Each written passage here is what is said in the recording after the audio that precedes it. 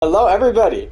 If you guys are joining in right now, I'm talking about the fact that this game intrigued me because it withholds information, and I want to know what that information is. It's been teasing at certain reveals throughout the game, and just my thirst for knowledge is making me come back to... Okay, so here's another thing that's been...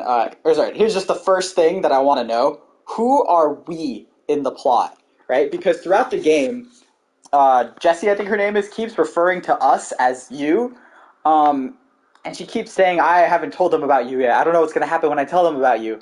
I want to know what happens when she tells people about us. And I want to know what role we have as the audience in the plot. So I'm very excited to see what happens here. Tell her. Right? If there's a lot of information that you would need to tell throughout the story, you can select which information is absolutely necessary at any given point of the story and then use the rest of the information as sort of bargaining chips.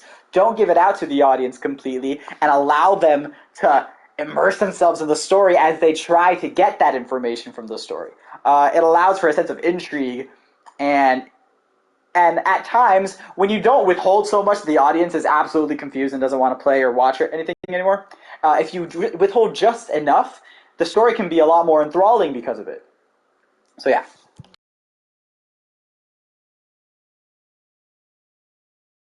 I'm glad you made it. We met something. A being. Exactly, the mystery. A being. What kind of being? It's hard to describe, but she helped us. Can you tell me more about this being you found? See, so that character asks the questions that we want to know. She's been with me ever since Ordinary. In my head. She led me to you.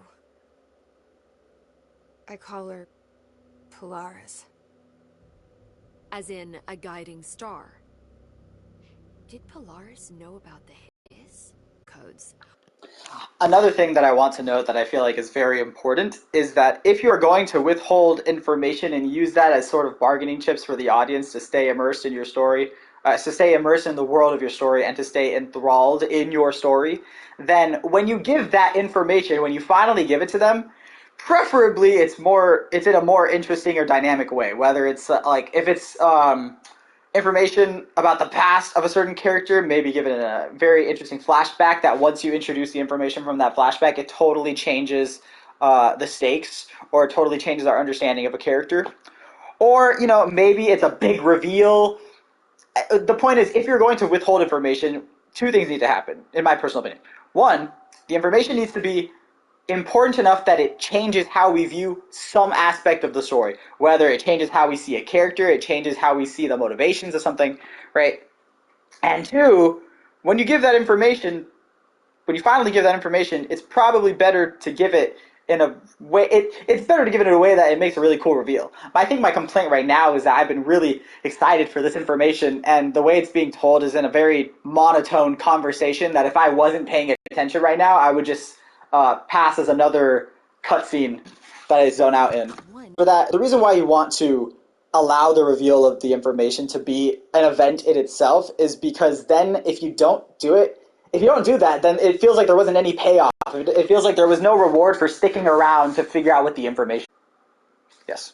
If you're going to withhold information from the audience, use that as bargaining chips. Make sure that when you reveal that information, it is a fun event, whether it's some kind of flashback or it's a big reveal. Don't just hand it out like it's not important information, because then it makes us feel as though we stuck around for something that wasn't very important,